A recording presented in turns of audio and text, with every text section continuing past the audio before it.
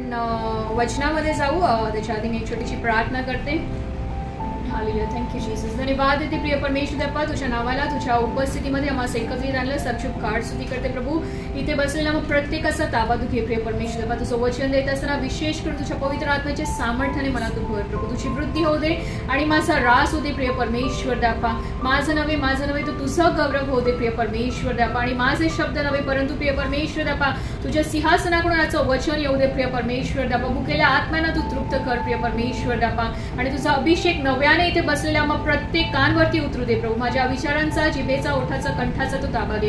इथून पुढची संपूर्ण वेळ तुझ्या हाती समर्पित करते आणि प्रार्थना येशू ख्रिस्ताच्या नावात मागते म्हणून तू मान्य कर. Amen. Hallelujah, praise the lord. परमेश्वराच्या नावाला धन्यवाद असो, त्याची स्तुती असो. आणि आज तुम्ही सर्व खूप सुंदर दिसत आहात, छान दिसत आहात. तुम्हाला कोणी सांगितलं का आज? Did anybody tell you that you are looking beautiful? नाही. मग आता तुम्ही तुमच्या बाजूवाल्याला सांगा की तुम्ही सुंदर दिसत आहात. You are looking beautiful. Tell your neighbour. Okay. So रोज जरुरी नाही ना की रोज आपल्याला सांगेल की आपण सुंदर दिसत आहोत. जर आपण विशेष रीतीने एखाद्या विशेष गोष्टीसाठी तयार झालो तर कधी आपल्याला कोणी कॉम्प्लिमेंट देते किंवा सांगतं की यू आर लुकिंग ब्युटिफुल किंवा तुम्ही सुंदर दिसत आहात.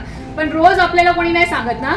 पण जरी रोज आपल्याला कोणी सांगत नसेल पण आपण व्यवस्थित सुंदर दिसतोय की नाही, आपले कपडे व्यवस्थित आहे की नाही, आपले केस व्यवस्थित विंचरले आहेत की नाही, हे आपल्याला कोण सांगतं? मिरर. सगळ्यांच्या घरी आहे मिरर ऑन द वॉल ना. Mirror on the wall, mirror on the dressing table. कुणाच्या पॉकेटमध्ये पण मिरर असला. आता आपल्याकडे मोबाईलमध्येच सगळं आहे ना मिरर. तर आरसा जो आहे तो आपल्याला सांगतो की आपण कसे दिसतो ना. आज आपण बघितलं का स्वतःला आरशात? एक दिवस असं चुकतो का आपण आरशात न बघता घराच्या बाहेर पडतो? नाही ना. घराच्या बाहेर पडायचं असो किंवा नसो, घरात असताना देखील आपण कदाचित दिवसातून 10 वेळा आपला चेहरा विनाकारण बघत असतो ना. सुंदर दिसणं is just not for women, right? आता जसं मामांनी लगेच मुद्दा उचलला, is it that only women? फक्त स्त्रियांनाच सुंदर किंवा सुंदर ठीक आहे, सुंदरच नाही पण व्यवस्थित तरी आपल्याला दिसायची इच्छा असते ना. ते फक्त स्त्रियांनाच गरज असते का? नाही ना. दिवसातून एकदा तरी आपण आरशात बघतच असू ना.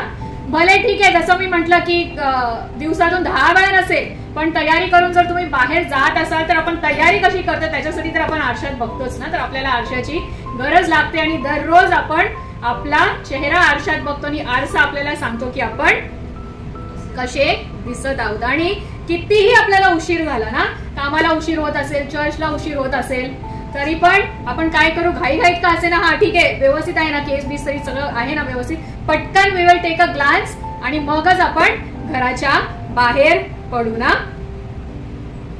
आणि आज लोक बाह्य रूपाने सुंदर दिसण्यासाठी काय काय करतात ना, to look beautiful. I mean त्याच्यामुळेच पार्लरचा बिझनेस एवढा चाललाय ना. आणि काय काय सगळे नवीन नवीन प्रॉडक्ट्स, क्लेन्झर, टोनर आणि प्रायमर आणि काय. म्हणजे काही लोकांना असं गैरसमज आहे की मी खूप जास्त मेकअप लावते, पण खरं सांगायचं म्हटलं तर मला मेकअप बद्दल इतकी माहिती नाही. हे जे सगळं मी सांगितलंय ते मी कधी इतकं वापरलेलं नाही, त्याच्याबद्दल मला माहिती पण नाहीये. जसं नॉर्मल आपलं असं एक सनस्क्रीन लावलं, कॉम्पॅक्ट लावलं आणि झालं, आपली तयारी झाली. पण आजकालच्या जगामध्ये जसं आपण म्हणतो की first impression is the last impression, तर लोक तुमचं ते फर्स्ट इम्प्रेशन कशावरून घेतात, तर दिसण्यावरून घेतात ना, की तुम्ही कशा रीतीने तयार झाले आहात. And everybody wants to look beautiful ना. सगळ्यांना सुंदर दिसायला आवडतं आणि निश्चितच देवाने आपल्या सर्वांना सुंदर बनवलेलं आहे. आपल्यालाच नाही, जे काही त्यांनी घडवलंय ना, ज्यावेळेस सृष्टीची त्यांनी निर्मिती केली, प्रत्येक गोष्ट बनवल्यानंतर तो काय म्हणाला की हे चांगलं आहे. आणि आपल्याला देखील त्यांनी चांगलं आणि सुंदर बनवलेलं आहे. आणि आपलं हे बाह्य नाशवंत शरीर आहे ते सुंदर ठेवण्यासाठी आपण किती खटाटोपा करतो ना, एस्पेशली जे मॉडेल लोक आहेत ना. आता माझ्या समोरच माझा नेबरच एक आहे मॉडेल. मग त्यांचं ते खाणं पिणं, डाएट, एक्सरसाइज, मग डाएट फूड खाणं, मग ते स्किन फ्लॉलेस आणि चांगली राहण्यासाठी औषधं, आणि मग ते पैसा खर्च करतात.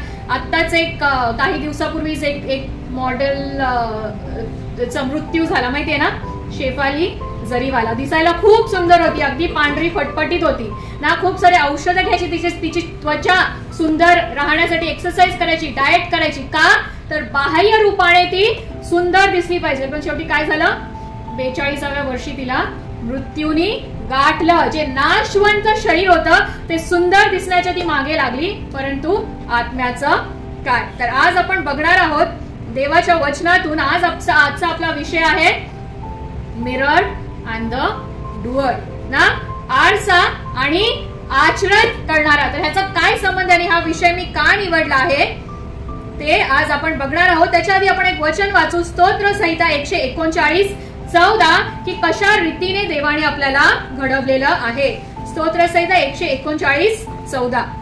आपण जाणून आहोत का, आपल्या जीवाला माहिती आहे का की देवाने आपल्याला कसं बनवलेलं आहे, अद्भुत बनवलेलं आहे. भयप्रद रीतीने आपली काय झालेली आहे, घडण झालेली आहे. त्याच्यामुळे आपण काय केलं पाहिजे, कंपॅरिझन नाही केलं पाहिजे ना, की अरे ती एवढी सुंदर कशी दिसते, तो एवढा हँडसम कसा दिसतो. मग आपल्या प्रत्येकाला देवाने काय केलेलं आहे, सुंदर बनवलेलं आहे, भयप्रद रीतीने अद्भुत असं घडवलेलं आहे. पण कधी कधी मानवी स्वभाव आहे आणि त्या मानवामध्ये पाप पण आहे ना. तर मानवाची वृत्ती म्हणजे आपण ख्रिस्ती लोक तसे नाही आहोत, परंतु एखादा व्यक्ती आपल्यापेक्षा जर जास्त चांगली, स्त्रियांमध्ये मोस्टली असतं ना, तर माझ्यापेक्षा चांगली साडी घातली, अरे तिची साडी माझ्यापेक्षा चांगली कशी, तिचा ड्रेस माझ्यापेक्षा चांगला कसा, मी एवढी सुंदर तयार झाली तरी ती माझ्यापेक्षा सुंदर कशी दिसते.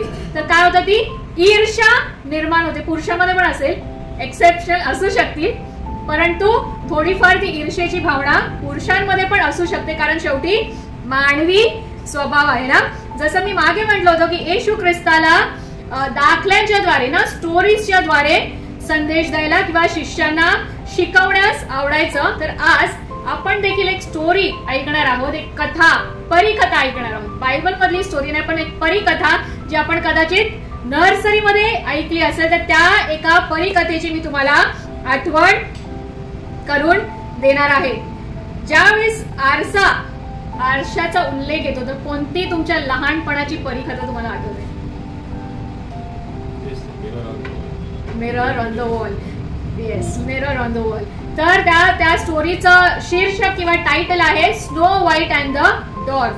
तर ती एक प्रिन्सेस असते, एक राजकन्या असते आणि 7 बुटके व्यक्ती असतात, त्यांच्याबद्दलची ती स्टोरी आहे. तर त्या 7 गिड्ड्या व्यक्तींबद्दल बघणार नाही आहोत आपण. या ठिकाणी 3 गोष्टी आपण बघणार आहोत. ती राजकन्या जिचं नाव असतं स्नो व्हाईट, तिची आई जी राणी असते, आणि तो जादुई मिरर ऑन द वॉल. मी एकदम डिटेलमध्ये नाही सांगणार, पण मेन जे आपल्याला त्या स्टोरीतून घ्यायचंय ते पाहणार आहोत. तर स्नो व्हाईट नावाची एक राजकन्या असते, ती लहान असते, राजाची कन्या असते, आणि तिची आई जी आहे ती मृत्यू पावते, ती स्नो व्हाईट लहान असतानाच. मग तो राजा काय करतो, राजा एका नवीन राणीबद्दल, त्याच्या राज्यामध्ये जी सर्वात सुंदर स्त्री असते त्या स्त्री बरोबर तो लग्न करतो आणि त्या स्नो व्हाईट साठी सावत्र आई घेऊन येतो. त्याला वाटतं की बाह्य रूपाने ती सुंदर जशी आहे तशी अंतःकरणाने देखील सुंदर असेल, परंतु ती नसते तशी. आणि तिच्याकडे एक जादूचा आरसा असतो, मिरर ऑन द वॉल. तर तो आरसा ती त्या भिंतीवर लावते आणि रोज ती त्या आरशाला विचारत असते की मी कशी दिसते.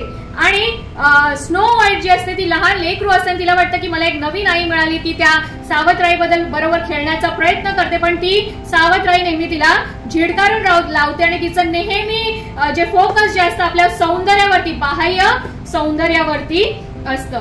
आणि प्रत्येक वेळेस ती त्या मॅजिक मिररला विचारते, mirror on the wall who is the fairest of the all, किंवा mirror on the wall who is the beautiful of the all. म्हणजे या सर्व राज्यामध्ये सर्वात सुंदर कोण आहे असं ती राणी नेहमी त्या जादुई आरशाला विचारते. आणि तो आरसा तिला उत्तर देतो, you are the fairest lady in the kingdom. पूर्ण राज्यामध्ये तुझ्यासारखं सुंदर कोणी नाही. आणि त्याच्या ते ऐकून प्रत्येक वेळेस त्या राणीला खूप गर्व होतो आणि ती खूप अभिमान बाळगते त्या गोष्टीचा. आणि अशाच रीतीने काही वर्षाने ती जी स्नो व्हाईट असते ती मोठी होते, तरुण होते. स्नो व्हाईट या नावाने तुम्ही ओळखू शकता. स्नो म्हणजे काय, बर्फ, आणि व्हाईट म्हणजे शुभ्र, पांढरं. तर ती बर्फासारखी पांढरी आणि सुंदर असते आणि ती तरुण झाल्यावर अजून सुंदर दिसते. आता आरसा खोटं बोलत नाही ना. आपल्या चेहऱ्यावर जर एखादा डाग लागला असेल, सुरकुत्या येत असतील तर आरसा खोटं बोलू शकत नाही. लोक एक वेळेस खोटं बोलतील ना, आपण चांगले दिसत नसतो तरी पण म्हणतील की तुम्ही चांगले दिसताय, आणि वाईट दिसत असेल तरी पण म्हणतील मुद्दाम की चांगले दिसताय. पण आपला आरसा कधीच आपल्याशी खोटं बोलू शकत नाही. त्याच रीतीने तो मॅजिकल मिरर जो आहे तो देखील नेहमी त्या राणीला सत्य सांगतो. मग ही जी राजकन्या आहे स्नो व्हाईट ना, ती तरुण झाल्यावरती पुन्हा ती तरुण होणार, तो ऑब्व्हियसली राणीचं पण वय वाढत जाणार, ती पण म्हातारी होणार. मग कदाचित तिच्या चेहऱ्यावर सुरकुत्या येऊ लागल्या असतील, तिचं सौंदर्य कमी होत असेल. ती पुन्हा जाते तिच्या जादुई आरशाकडे आणि विचारते, mirror on the wall, who is the beautiful of the wall. आता आरसा खोटं बोलणार नाही, त्यातल्या त्यात तो जादुई आरसा आहे. तो जादुई आरसा त्या राणीला उत्तर देतो, my lady, you are indeed quite fair, but now there is someone more beautiful. आता आरसा तिला काय उत्तर देतो, राणी तू आहेस सुंदर, परंतु आता तुझ्यापेक्षा पण कोणीतरी सुंदर आहे. आणि काय होतं, त्या राणीला त्या गोष्टीचा खूप राग येतो, खूप संताप येतो, आणि ती रागात त्या आरशाला विचारते की कोण आहे ती व्यक्ती, माझ्यापेक्षा सुंदर या राज्यामध्ये कोण असू शकतं. आणि तो आरसा सांगतो की स्नो व्हाईट, तुझी जी स्टेप डॉटर आहे ती जी आहे ती यावेळेस या राज्यामध्ये सर्वात सुंदर मुलगी किंवा स्त्री आहे. आता पुढे पण ही स्टोरी आहे, पण आपण सध्या इथेच थांबू. आणि ज्या वेळेस त्या राणीला माहिती पडतं की स्नो व्हाईट आता तरुण झाली आहे आणि माझ्यापेक्षा सुंदर दिसते, तर ती राणी काय करते, त्या स्नो व्हाईटच्या मागे लागते, तिचा नाश करण्यासाठी, तिचा जीव घेण्यासाठी. परंतु या कहाणीमध्ये प्रत्येक वेळेस काय होतं, ती स्नो व्हाईट जी आहे ती बचावली जाते. ती राणी काय असते, क्रूर असते, स्वार्थी असते, आणि तिचं संपूर्ण फोकस कशावरती असतं, तिच्या बाह्य सौंदर्यावरती असतं. आणि त्याच्यामुळे ती काय करते, स्नो व्हाईटचा नाश करण्याचा प्रयत्न करते, कारण तिलाच त्या राज्यामध्ये काय करायचं असतं, तिचं सौंदर्य टिकून ठेवायचं असतं. आता ह्या फेरी टेलला, परीकथेला जर आपण एका आत्मिक कथेमध्ये कन्वर्ट करण्याचा प्रयत्न केला, तर आत्मिक स्तरामध्ये ती क्रुएल राणी कोण असेल. देवाच्या राज्यामध्ये देवाने मी सांगितलं, हा बट येस कोण आहे, सर्वात देवाच्या राज्यामध्ये आपल्याला तर सुंदर बनवलंच आहे, देवदूतांना पण सुंदर बनवलेलं आहे ना. ते प्रतिष्ठित स्थान, सैतानाला आपण मोस्टली सैतान म्हटलं की शिंगे येतात ना वर, असा एकदम कुरूप आणि काळा कुट्ट, आणि पिक्चर मध्ये आणि टीव्ही मध्ये आणि स्टोरीज मध्ये पण तसंच दाखवतो ना, सैतानाला कसं कुरूप आणि एकदम असा दुष्ट आणि शिंग असलेला. परंतु आज आपण बघणार आहोत की सैतानाविषयी ज्याचं नाव एकेकाळीच लुसिफर होतं, तो कोण होता, कोण होता सैतान होण्याच्या आधी, देवाचा प्रतिष्ठित देवदूत होता ना. आणि मॉर्निंग स्टार, प्रभातीचा तारा, आणि सर्वात सुंदर. ज्यावेळेस मी सुंदर सौंदर्याबद्दल म्हटलं तर सर्वात पहिला तुम्हाला सैतानाचीच आठवण व्हायला पाहिजे, कारण पवित्र शास्त्रामध्ये असं सांगितलेलं आहे, आज आपण वाचणार आहोत की सर्वात सुंदर असा तो देवाचा दूत होता. तर तो कोण होता, लुसिफर होता ना. तो सैतान नंतर झाला, परंतु आधी तो कोण होता, तो स्वर्गदूत होता. आणि कसा होता तो, प्रतिष्ठित होता, सुंदर होता, सामर्थ्यशाली होता, अभिषिक्त करूब होता ना, आणि ज्ञानाने संपन्न आणि सुंदरतेमध्ये निपुण. आणि देवाने काय केलेलं, त्याला प्रेशियस ज्वेल्स ना, दागिने घालायला स्त्रियांना आवडतं ना. परंतु आपण ज्यावेळेस राजाची गोष्ट ऐकली, राजवाड्यामध्ये फक्त स्त्रियाच मडलेल्या नसतात ना दागिन्यांनी, राजे सुद्धा जे आहेत ते प्रेशियस ज्वेलनी सुशोभित असतात. त्या प्रकारे जो लुसिफर होता तो काय, त्याला देवाने काय केलेलं होतं, अशा अमूल्य दागिन्यांनी मडलेलं होतं, आणि एक ग्लोरियस महिमापूर्ण असं त्याचं अपीअरन्स होता. असा तो काय होता, देवदूत होता. वॉज परफेक्ट इन ब्युटी, एकदम सुंदर आणि हँडसम असा तो देवदूत होता. यहेजकेल याचा 28वा अध्याय 11 ते 17 वचन आपण वाचू. प्रभू परमेश्वर म्हणतो, तू पूर्णतेची मुद्राच आहेस, तू ज्ञानपूर्ण व सर्वांग सुंदर आहेस. कसा आहेस, इथे लुसिफर बद्दल म्हटलेलं आहे, त्याच्या सौंदर्याचं वर्णन केलेलं आहे. पूर्णतेची मुद्रा आहेस आणि ज्ञान पूर्ण ना सर्वांग सुंदर सर्वांग सुंदर. आला पुष्कराज, हिरा, रत्ना, गोमेद, काय आहे? जास्पे, नीलमणी, प्रेशियस स्टोन, पाचू, माणिक व सोने असे अनेक तऱ्हेचे जवाहीर तुझ्या अंगावर होते.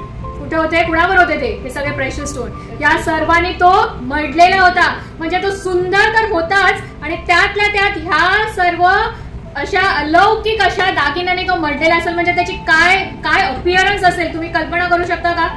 पुढे तू पाकर घालणारा अभिषिक्त करूब होतास. अभिषिक्त करूब, अनॉइंटेड होता तो, अभिषिक्त होता. तू अग्निप्रमाणे झगझगणाऱ्या पाषाणातून हिंडत असे. तुला निर्माण केल्या दिवसापासून तुझ्या ठाई अधर्म अग्नीसारख्या झगझगणाऱ्या पाशातून हिंडत ना. अग्नी कशी असते? लख प्रकाश देणारी ना. So that brightness was there in him. तुझी चाल चलून यथा योग्य होती. कशी होती? यथा योग्य. He was perfect. तुझी बुद्धी भ्रष्ट झाली. सो बुद्धिमान होता, त्याची काय झाली? बुद्धी भ्रष्ट झाली. सौंदर्याचं त्या राणीला पण काय झालेलं? अभिमान झाला होता. त्याच प्रकारे लुसिफरला देखील काय झालं? त्याच्या सौंदर्याचा अभिमान झाला. सैतान लुसिफर, ज्याला आपण शिंग दाखवतो, कुरूप असा विकृत असा दाखवतो, त्याचा ऍक्च्युअल अपिअरन्स किंवा ऍक्च्युअल कसा होता तो देवाचा दूत होता ना. अनॉइंटेड, अभिषिक्त करूब होता. दागिन्यांनी मडलेला लख प्रकाशमय असा होता. अजून एक वचन आपण बघू, यशाया 14:12. जसं ती राणी, जसं तो मिरज सुरुवातीला तो जादुई आरसा त्या राणीला जसं सुरुवातीला सांगतो की अख्ख्या राज्यामध्ये तुझ्यासारखं सुंदर असं कोणी नाही, त्याच प्रकारे हा जो सैतान आहे, जो लुसिफर, ज्यावेळेस तो देवाचा दूत होता, देवाच्या राज्यामध्ये त्याच्यासारखं प्रतिष्ठित स्थान कुणाचं नव्हतं ना. अभिषिक्त असा तो करूब होता. सौंदर्य त्याच्या ठाई होतं ना. लख प्रकाश त्याच्या ठाई होतं. परंतु त्या सर्वाचा त्याने नाश केला. कशामुळे? अभिमानामुळे. त्याच्या मनामध्ये काय आलं? गर्व आला. पातकामुळे त्याला काय झालं? स्वर्गातून खाली टाकण्यात आलं आणि लुसिफर पासून तो काय झाला? सैतान झाला ना. त्यांनी बंडखोरी केली देवाच्या विरुद्धामध्ये आणि त्याचं जे प्रतिष्ठित स्थान होतं ते त्यांनी गमावलं. जे अधिकाराचं, आदराचं त्याचं स्थान होतं, बीइंग एन एंजल, देवाचं दूत होण्याचं जे स्थान होतं, त्याच्यापासून आता तो काय झालेला आहे? तर डिसिव्हर आणि अक्युजर, फसविणारा आणि दोष लावणारा असा तो सैतान झाला ना. आता आपण बघितलं की त्या परिकथेतील राणी म्हणजे आपल्या पवित्र शास्त्रातला लुसिफर किंवा शैतान ना. त्यांनी काय केलं? सैतानाने त्याच्या ठाई पातक आलं, अभिमान आला, म्हणून त्याचं आदराचं स्थान त्यांनी गमावलं. आणि जशी ती राणी कुणाच्या मागे लागलेली? कुणाचा जीव घेण्यास, कुणाचा नाश करण्याच्या मागे लागलेली? राजकन्याची. काय नाव होतं तिचं? Snow white. आपण आत्मिक स्तरामध्ये देवाच्या राज्यामध्ये स्नो व्हाईट कोण आहे? आज ही राजकन्या कोण आहे? जोरात बोलणं, आवाज निघू दे. तुझं लिप सिंग मला कळतंय पण इतरांना पण. बरोबर उत्तर. तुम्ही आणि मी ती स्नो व्हाईट आहोत ना. देवाचे राजपुत्र आणि राजकन्या आहोत. ते सैतानाचं सौंदर्य, ते प्रतिष्ठित स्थान, सैतानाचं नाही, जे लुसिफर देवाचा दूत जो तो आधी होता ना, सौंदर्य, ते प्रतिष्ठित स्थान आणि देवाचे राजपुत्र आणि राजकन्या होण्याचा अधिकार आज कुणाला दिला? तुम्हाला आणि मला दिलेला आहे ना. तर आज देवाच्या राज्यातले ते स्नो व्हाईट, ती राजकन्या कोणी आहोत? तर आपण आहोत. आणि ज्या प्रकारे ती राणी त्या स्नो व्हाईटचा नाश करण्यासाठी, घात करण्यासाठी, तिला मारून टाकण्यासाठी तिच्या मागे लागली होती, त्याच प्रकारे आज तो लुसिफर जो सैतान झालाय तो कुणाच्या मागे लागलाय? आपल्या मागे लागलाय. का? नाश करण्यासाठी. पण तो का आपला नाश करू पाहत आहे? ती राणी का स्नो व्हाईटला मारायच्या मागे लागली होती? कारण त्या राणीची जागा कोणीतरी आज घेतली होती ना. जागेवरून खूप वाद होतात ना. प्रत्येकाची एक जागा ठरलेली असते ना. आपण ज्यावेळेस ती जागा गमवतो, everybody wants the place back ना. त्या राणीलाच सुंदर व्हायचं होतं त्या राज्यामध्ये. तर माझी जागा तिने कशी घेतली? तर तिच्या मनामध्ये ती ईर्ष्या आली आणि आज सैतानाला देखील आपल्याबद्दल काय झालेलं आहे? त्याच्या मनामध्ये ईर्ष्या आहे की जे एक वेळेस जे प्रतिष्ठित स्थान माझं होतं, जे सौंदर्य माझं होतं, जो अधिकार माझा होता, तो आज कोणी घेतलेला आहे? देवाने कोणाला दिलेला आहे? तर तुम्हाला आणि मला दिलेला आहे. त्यामुळे आज तो त्या राणीसारखा आपला नाश आणि घात करण्यास पाहू इच्छितोय ना. जसं देवाचं वचन सांगतं की चोर काय करायला येतो? चोरी करण्यास, नाश करण्यास, घात करण्यास येतो ना. तर त्याच प्रकारे त्या राणीसारखं, त्या राणी आजच्या आपल्या देवाच्या राज्यामध्ये तो सैतान झालेला आहे आणि ते स्नो व्हाईट जे राजकन्या राजपुत्र ते आपण आहोत आणि ते स्थान त्याच्या अभिमानाने सैतानाने गमावलेलं आहे आणि येशू ख्रिस्ताच्या द्वारे आपल्यालाच ते स्थान मिळालेलं आहे आणि त्याच्यामुळे तो सैतान काय करत आहे? आपल्या मागे पडलेला आहे. जसं त्या राणीचा पण थोडाच काळ बाकी होता ना. जर स्नो व्हाईट तरुण झाली तर राणी म्हातारी झाली, तिला माहिती आता माझा थोडाच काळ बाकी आहे आणि जोपर्यंत मी आहे मला राज्य करायचं आहे. त्याच प्रकारे येशू ख्रिस्ताचं येणं जवळ आलेलं आहे आणि त्या सैतानाचा काळ थोडाच राहिलेला आहे. त्याला माहिती आहे कसंही करून मला माझं स्थान परत मिळवायचं आहे, जे त्याला मिळणार नाही, कारण त्याचा नाश आणि घात देवाने ऑलरेडी केलेला आहे. म्हणून तो काय करत आहे? आपल्या मागे हात धुवून पडलेला आहे. तर आपल्याबद्दल देव काय सांगतो हे आपण वाचू. स्तोत्र संहिता 8:4-6, इब्री लोकासपत्र 2:7 आणि लूक 37. ज्यांना जे मिळेल ते वाचू. कसं केलेलं आहे मानवाला देवाने? देवापेक्षा किंचित कमी केलेलं आहे. त्याच प्रकारे त्यांनी कुणाला केलेलं होतं? त्याच्यापेक्षा किंचित कमी. कोण होता तो देव? लुसिफर. आणि त्याच्या जागेवर आता कोण आलेला आहे? आपण. त्याने जसं त्या प्रेशियस ज्वेलनी, दागिन्यांनी सैतानाला, लुसिफरला मडलेलं देवाने, तसं आपल्याला कशाने त्यांनी हे केलेलं आहे? सुशोभित केलेलं आहे. गौरव व थोरवी यांनी मुकुटमंडित केलेलं आहे. काय दिलेलं आहे आपल्याला? जसं त्या लुसिफरला अधिकार, प्रभुत्व दिलेलं, त्याच प्रकारे आज देवाने आपल्याला ते अधिकार आणि प्रभुत्व दिलेलं आहे. सर्व काही कुणाच्या पायाखाली ठेवलेलं आहे? कुणाच्या पायाखाली? आपण ते परत वाचू पूर्ण वचन आणि ज्या ठिकाणी त्याला लिहिलेलं आहे ना त्या ठिकाणी मी असं टाकू, मला असं हे करू आणि आज ती घोषणा करू. आज जर आपल्याला वाटतं आपल्या अंतःकरणात अरे मी सुंदर नाहीये, माझ्या जगामध्ये किंवा माझ्या कुटुंबामध्ये काही स्थानच नाहीये, तर आज आपण कोण आहोत देवाच्या राज्यामध्ये याची आठवण आणि याची जाणीव आपण स्वतःला करून दिली पाहिजे. तर आपण पुन्हा वाचू 5व्या वचनापासून. तू मला देवापेक्षा किंचित कमी केले आहेस. तू मला गौरव व थोरवी याने मुकुट मंडित केले आहेस. तू मला आपल्या हाताच्या कृत्यांचे प्रभुत्व दिले आहेस.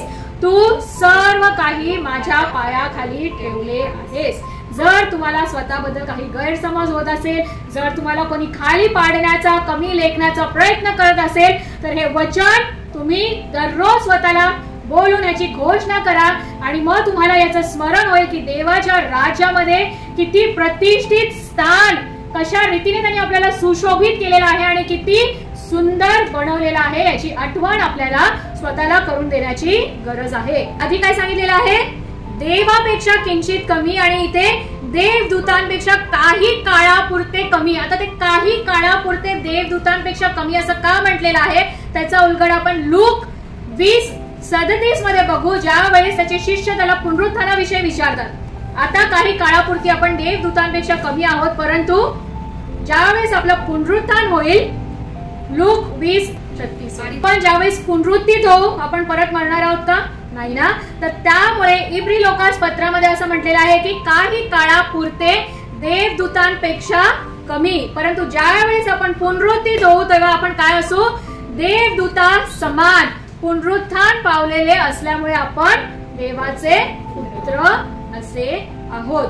तर ते जे स्थान एकेकाळी लुसिफरचं होतं, जो आज सैतान आहे, त्या जागेवरती आपल्याला आज देवाने बसवलेला आहे. आपल्या चांगल्या गुणांमुळे किंवा आपल्या कार्यामुळे नाही, आपल्या गुड वर्क्समुळे नाही, परंतु त्याच्या पुत्र येशू ख्रिस्तामुळे. आणि त्याचमुळे तो सैतान जो आहे आपला नाश करण्यास, घात करण्यास, आपल्याला मारून टाकण्यास आपल्या मागे पडलेला आहे. तशी ती राणी जी आहे त्या स्नो व्हाईटच्या मागे लागलेली तिचा नाश करण्यासाठी, त्याच प्रकारे गर्जणाऱ्या सिंहाप्रमाणे सैतान आपल्या मागे लागलेला आहे. तो दिवस रात्र देवासमोर उभा राहून काय करत आहे, अक्युजिंग अस, नाहीच ट्राय, आपल्याला फसवण्याचा प्रयत्न करत आहे. कशा रीतीने फसवण्याचा, की आपण किती पापी आहोत, आपण किती कुरूप आहोत ना, देवाच्या राज्याच्या आपण कशा रीतीने पात्रतेचे नाही आहोत, हे आपल्याला कुजबूज करून फसवण्याचा प्रयत्न करत आहे. परंतु देवासाठी आपण काय आहोत हे आपण आत्ताच वाचलं. आणि प्रत्येक वेळी ज्यावेळी सैतान आपल्याला डिसीव्ह करण्याचा किंवा फसवण्याचा प्रयत्न करतो, त्यावेळेस आपल्याला हे वचन आठवण करून द्यायचे आहे. आणि त्याच प्रकारे तो केवळ आपल्यालाच फसवत नाही आहे, परंतु त्याचा जो स्वभाव आहे अक्युजर, सैतानाचं दुसरं नाव आहे दोष देणारा किंवा दियाबल किंवा इब्लिस असं त्याचं नाव आहे. दोष देणारा, कुणावर दोष लावतो, आपल्यावरती. देवाच्या समोर दिवस रात्र तो आपल्यावरती दोष लावते. बघ तू ह्यांच्यासाठी रक्त वाहिलंस, ह्यांच्यासाठी तू ताडना सहन केलीस, ते बघ तुझे पापी लेकरं बघ कसे असून पापात पडलेले आहेत ना, तुझं ऐकत नाही, तुझ्या आज्ञा पाळत नाही. तो काय करत आहे आपल्याला बर दिवस रात्र तो काय करत आहे, दोष लावत आहे. कारण तो त्याचा स्वभाव आहे, त्याचं नाव आहे दोष लावणारा. प्रगटीकरण 12:10. कोण आहे तो दोष देणारा, सैतान. आणि दिवस रात्र तो काय करत आहे, आपल्यावर दोष लावत आहे. एकीकडे तो आपल्याला फसवत आहे की आपण देवाच्या राज्याच्या पात्रतेचे नाही आहोत, आपण त्याच्या लायकीचे नाही आहोत, आपण पापी आहोत, आपण अशुद्ध आहोत. आणि दुसरीकडे तो देवासमोर आपल्याला दोष लावत आहे, जे सॅक्रिफाईस, जे बलिदान आपल्यासाठी केले ते व्यर्थ आहे, आपल्यासमोर तो दोष लावत आहे. परंतु देवाच्या पुत्राने येशू ख्रिस्ताने आपल्या सौंदर्याची किंमत मोजली आहे ना. जसं मी म्हटलं, सुंदर दिसण्यासाठी लोक किती काय काय खर्च करतात ना, गोळ्या घेतात, औषधं घेतात, इंजेक्शन घेतात, ट्रान्सप्लांट करतात. नाक म्हणजे आजकाल कशाचं ट्रान्सप्लांट करत नाही, सगळ्याच गोष्टीचं ना, नाक, डोळे, होठ, कान ना. परंतु आज आपण पाहिलं आहे की देवाने आपल्याला कसं बनवलेलं आहे. आणि ते आपलं सौंदर्य केवळ बाह्य सौंदर्य नाही, परंतु आपल्या अंतःकरणाचं, आत्म्याचं सौंदर्य टिकून राहण्यासाठी देवाच्या पुत्राने येशू ख्रिस्ताने ती किंमत मोजलेली आहे. क्लीनिंग काय काय काय ते क्लेन्झिंग आणि काय करतात, फेशियल, टोनर, फाउंडेशन, सगळं येशू ख्रिस्त करून आपला गेलेला आहे ना. त्याच्या पवित्र रक्ताच्या द्वारे त्यांनी आपल्याला काय केलेलं आहे, शुद्ध केलेलं आहे, धुतलेलं आहे, so that we can look beautiful. जसं मी म्हटलं की स्नो व्हाईट नावावरूनच आपल्याला कळतं ना, बर्फासारखी शुद्ध सुंदर. आणि देवाने काय केलेलं आहे, येशू ख्रिस्ताने काय केलेलं आहे तर लाखेसारखे लाल असणारे आपले पातके कसे केलेले आहेत, त्यांनी बर्फासारखे शुभ्र केलेले आहे ना. त्या स्नो व्हाईट सारखं आपल्याला सुंदर त्यांनी केलेलं आहे. पण ज्या ठिकाणी आपण आज सैतानाच्या सौंदर्याबद्दल किंवा लुसिफरच्या सौंदर्याबद्दल पाहिलं आणि कशा रीतीने देवाने आपल्याला सुंदर बनवलेलं आहे, पण आपल्याला ते सौंदर्य देण्याची किंमत येशू ख्रिस्ताने काय मोजली ते आपण यशया 53:2-3. काय नव्हते, रूप नव्हते, त्याला शोभा नव्हती, त्याच्याकडे पाहिले तर त्याच्यावर मन बसेल असे त्याच्या ठाई सौंदर्य नव्हते. काय नव्हते, सौंदर्य नव्हते. एका ठिकाणी आपण लुसिफरचं सौंदर्य बघितलं ना, अभिषिक्त ना, प्रेशियस स्टोन, प्रेशियस बहुमूल्य दागिन्यांनी मढलेला प्रभातीचा तारा, लख प्रकाशमय, म्हणजे असं मन जडेल एखाद्या व्यक्तीचं, असं त्याचं सौंदर्य. पण त्याच ठिकाणी या ठिकाणी आपण देवाचा पुत्र येशू ख्रिस्त याच्याबद्दल ज्यावेळेस वाचतो तर असं म्हटलेलं आहे की त्याच्या ठाई सौंदर्य नव्हते, त्याला तुच्छ मानले लोक, त्याच्यापासून तोंड फिरवत होते, त्याला शोभा नव्हती. का नव्हती, का त्याच्याबद्दल इतका कुरूप तो का झाला देवाचा पुत्र असताना देखील. आपल्याला ते सौंदर्य मिळण्यासाठी, आपण सुंदर दिसण्यासाठी, Jesus the son of God became ugly ना. येशू ख्रिस्त कुरूप झाला, ज्या प्रकारे त्यांनी ती हाल अपेष्टा ना, तुमकी सहन केली, लोकांची मार सहन केला, लिटरली ना, त्याला अक्षरशः त्याचा शरीराचा हाल अपेष्टा करण्यात आले. त्याचं वर्णन या ठिकाणी यशया 53 मध्ये केलेला आहे ना. आणि तो कुरूप झाला या ठिकाणी का तर आपण जे त्याचे लेकर आहोत ते आपण सुंदर दिसावे. आणि सैतानाकडे तो चान्स नसावा की त्यांनी आपल्यावरती दोष द्यावा ना. येशू ख्रिस्तानी देवाच्या पुत्र आणि त्याच्या रक्ताच्या द्वारे आपल्याला धुवून काय केलेलं आहे, शुद्ध केलेलं आहे आणि दोष रहित ना आणि बिना सुरकुतीचं असं ठेवलेलं आहे. कारण त्याला त्या सैतानाला संधी द्यायची नव्हती आपल्यावरती दोष देण्यासाठी, कारण सैतानाचं कामच आहे, त्याचं नावच काय आहे, दोष देणारा ना. परिकथेचं आपण आत्मिक स्तरामध्ये रूपांतर करत आहोत ना या स्टोरीचं. तर आपण बघितलं ती राणी कोण होती, क्रूर आणि दुष्ट राणी कोण होती, लुसिफर ना, जो आता सैतान आहे. स्नो व्हाईट जी राजकन्या होती ती कोण आहे, आपण आहोत. आणि तिसरी जी महत्वाची ह्या गोष्टीतलं आहे ते काय आहे, काय होतं, आरसा ना, जादुई आरसा. तर आज देवाच्या राज्यामध्ये आपल्यासाठी तो जादूचा आरसा काय, देवाचं वचन. देवाचं वचन जे आहे ते आपल्यासाठी काय आहे, आरसा आहे ना. हा आपल्यासाठी मिरर आहे. आणि जसं आपण सुरुवातीला पाहिलं ना की आपण काय करतो, आपल्याला कोण सांगतं की आपण कसे दिसतोय, आपले कपडे ठीक आहेत की नाही ना, आपली लिपस्टिक ओठाच्या बाहेर गेलीये का, लायनर असं वाकडं तिकडे लागलंय का ना, केस व्यवस्थित आहेत की नाही, शर्ट व्यवस्थित इन झालेला आहे की नाही, कोण सांगतं, आरसा सांगतो ना. तर त्याच प्रकारे आपल्या आत्मिक जीवनाची स्थिती काय आहे हे आपल्याला कोण सांगतं, हा आरसा जे की देवाचं वचन आहे. आणि ज्या प्रकारे तो जादुई आरसा किंवा आपला साधारण आरसा देखील आपल्याशी खोटं बोलत नाही, त्याच प्रकारे हे देवाचं वचन देखील आपल्याशी खोटं बोलत नाही. जसं मी म्हटलं की विनाकारण सुद्धा आपण कदाचित आरशात बघत असो ना, तर दिवसातून कितींदा आपण आरशा, how many times in a day do we visit a mirror, at least once ना, का आठवड्यातून एकदाच, ठीक आहे. आता रविवार, आठवड्याची सुरुवात झाली, आज बघितलं मी आरशात रेडी होऊन आली चर्चला, मी आहे ठीकठाक आहे, सुंदर दिसते. आता आठवड्याभर मला आरशाची गरज नाहीये.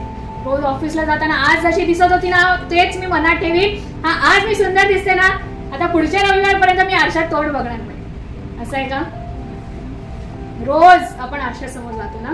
जसं मी म्हटलं, कळत नकळत गरज नसताना देखील आपण त्या आरशासमोर जातो का, तर आपल्याला सुंदर दिसायचं आहे. जर आपल्याला जे सौंदर्य येशू ख्रिस्तानी त्याचं महान बलिदान करून ना आपल्या लाखेसारखे लाल असणारे पाटके त्यांनी त्याच्या रक्ताने धुवून बर्फासारखे शुभ्र केलेलं आहे, ते सौंदर्य आपल्याला दिलेलं आहे.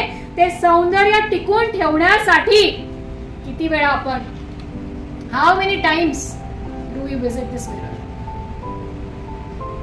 आठवड्यातून एकदा, महिन्यातून एकदा, दिवसातून एकदा ना, फ्रिक्वेंटली. आता ज्या वेळेस आजपासून जेव्हा पण तुम्ही आरशात तुमचा चेहरा बघाल, रिमाइंड युअर सेल्फ की ज्या प्रकारे I am visiting this mirror to see my physical beauty, I need to visit this mirror to check on my spiritual beauty. ज्या अर्थी माझं शारीरिक सौंदर्य किंवा मी कशी दिसत आहे किंवा मला माझ्या चेहऱ्यामध्ये किंवा कपड्यांमध्ये, केसांमध्ये सुधारणा आणण्यासाठी जर मी ज्या आरशासमोर उभी राहत आहे, त्याच प्रकारे माझं आत्मिक सौंदर्य टिकून ठेवण्यासाठी मला ह्या आरशात देखील पाहण्याची गरज आहे. याची आठवण आपल्याला दररोज करून द्यायची आहे. आणि भले दिवसातून 10 वेळा तुम्ही आरशासमोर उभं राहत असाल, 10 वेळा तुम्हाला या आरशात पाहण्याचा वेळ मिळत नसेल, परंतु मेक शुअर की ॲटलीस्ट दिवसातून एकदा तुम्ही ह्या आरशामध्ये स्वतःच्या आत्म्याचं परीक्षण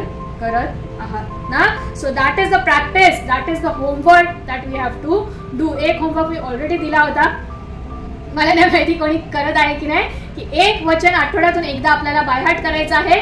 दिस इज द सेकंड होमवर्क. ज्यावेळेस तुम्ही आरशात स्वतःला पाहाल, आठवण करून द्या की अजून एका आत्मिक आरशामध्ये मला पाहण्याची गरज आहे, ॲटलीस्ट दिवसातून एकदा. आरशामध्ये पाहिल्यानंतर जर आरसा, जसं म्हटलं आरसा खोटं बोलत नाही ना, जर आरसा आपल्याला सांगतोय की केस विस्कटलेत, बरोबर नाहीये, किंवा लिपस्टिक थोडी ओठाच्या बाहेर गेली, किंवा लायनर असं थोडंसं वाकडं तिकडे लागलंय, शर्ट व्यवस्थित नाहीये, ठीक आहे, नाहीये तर नाही, आपण असंच निघून जातो का, काय करतो,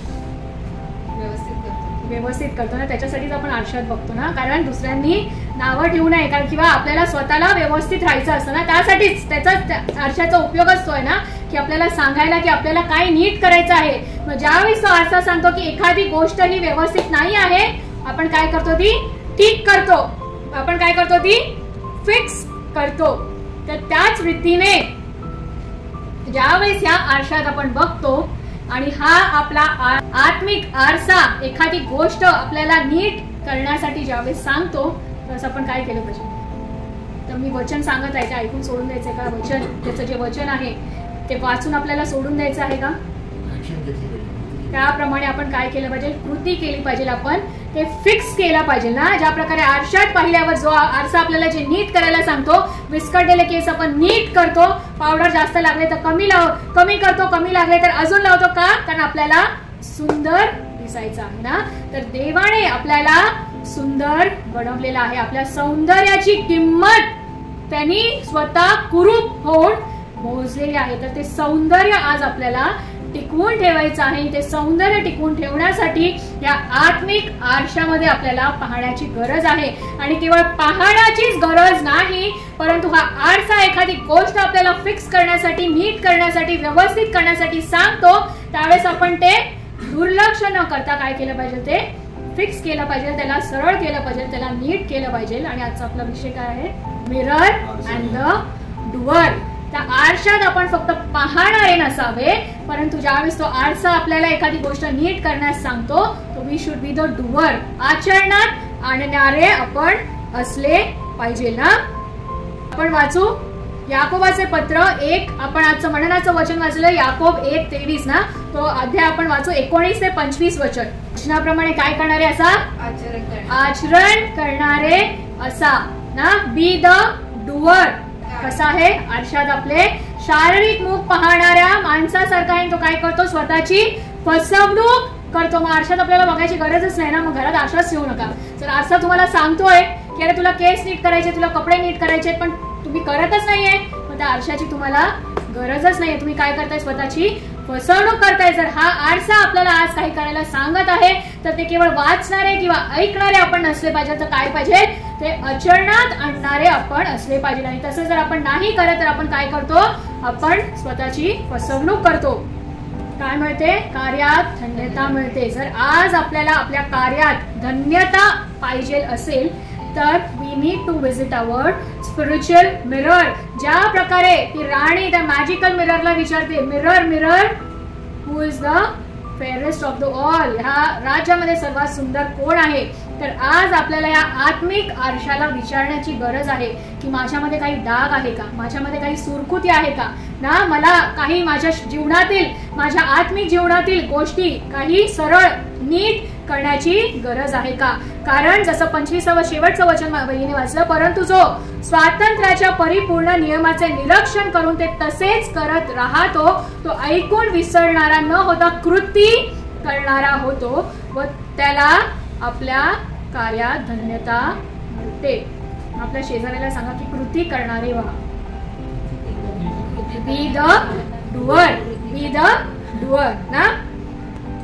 त्यांनी तर आपल्याला शुद्ध आणि सुंदर केलेलंच आहे, परंतु आता ती आपली जबाबदारी आहे. ते सौंदर्य आपल्याला राखून ठेवायचं आहे. का? आपल्याला सुंदर दिसायचं? लोकांना दाखवण्यासाठी, लोकांची प्रशंसा मिळवण्यासाठी. मी बाह्य सौंदर्याची गोष्ट करत नाही, आत्मिक सौंदर्याची गोष्ट करत आहे, ज्याची किंमत बाह्यरित्याने पण देवाने आपल्याला सुंदर बनवलेलंच आहे, कारण त्याच्या प्रतिरूपाचा त्यांनी आपल्याला बनवलेला आहे. आणि ज्या सौंदर्याची किंमत त्यांनी मोजलेली आहे, ते सौंदर्य आपल्याला टिकून ठेवायचं आहे. दोष रहित, सुरकुत्या न पडलेली अशी सुंदर एखादी स्त्री सर्वात सुंदर कधी दिसते? लग्नात ना. वधू ना. एखादी स्त्री असते ना. आपण ते रील्स बघतो ना, काही असे फनी रील्स बघतो, आणि मग लग्न झाल्यावरती खरं रूप बाहेर आल्यावर अरे त्या पार्लरवालीला पकडा ना, नवऱ्याची फसवणूक झाली ना. मग कितीही कुरूप असली ती दिसायला स्त्री, तरी लग्नाच्या दिवशी मात्र एकदम अगदी जगातील सर्वात सुंदर स्त्री. कशासाठी? कोणासाठी नटते ती? लोकांसाठी, वरासाठी ना.